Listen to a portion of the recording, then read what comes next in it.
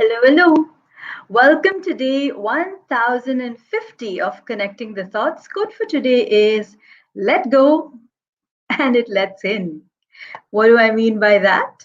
Let go and it lets in. And that lets in. More on that on the other side of the show reel.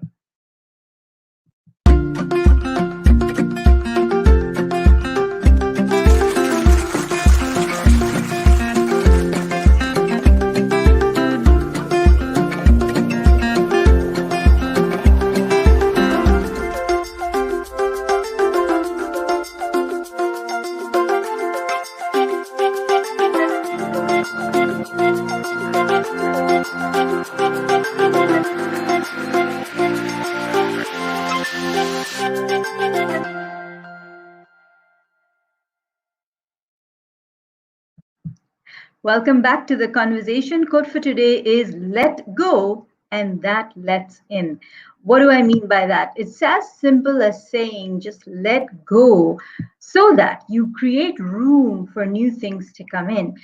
Sometimes we're holding on to so many things, so many experiences, so many thoughts that you're not letting other thoughts come in. For let me give you an example.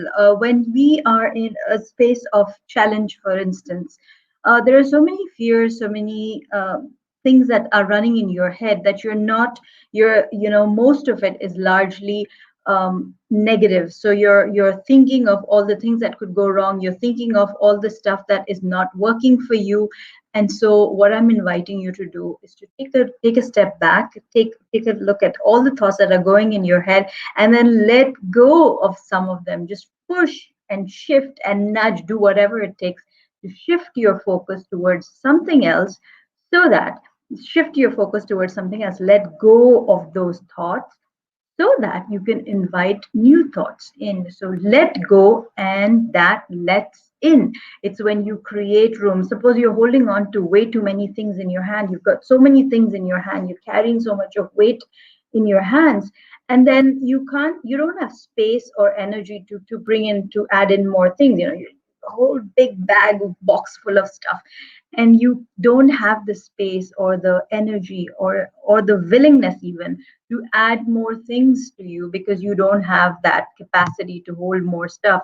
So what I'm inviting you to do is to look at all the things that you're holding on to, and then deciding to let some things go. Let them go consciously. And it's only when you let them go consciously is when you're going to have some amount of room to let new things into your life experiences. Let me know if this resonates you. Type in a yes if this connects. Um, what have been some of the things that you are holding on to? What are some of the things that you've constantly been carrying around with you as an expectation or as an experience? And how is that serving you, if at all? Now, let me give you an example. Sometimes you want a particular to work with a particular organization, or sometimes you want a particular job and you're really aiming for that, and you're thinking nothing other than that. So when you don't get there, sometimes you're disappointed with the fact that it didn't turn out, and then that disappointment further amplifies as disappointment in your own self. And what then happens is you feel burdened by that disappointment. What if you could look at that pursuit and then say that yes, I pursued it to the best of my ability? And what if you could honor yourself for having pursued that goal? And again, to the best of your ability, because you know whether you gave it your all or not. And if in your audit you realize that yes, you had given it your all, then you are on the clear. You can truly appreciate yourself for having gone on that pursuit. And then you can look at how you can take from the skills that you acquired from that pursuit and apply those skills into looking for something else.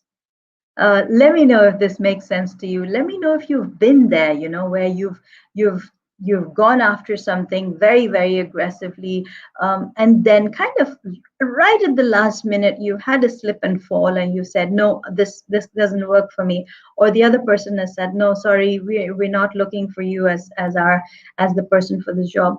And this doesn't really, hi Cindy, and this doesn't really have to be about jobs or anything else. It could even be in relationships, it could even be with health goals, it could even be with anything at all.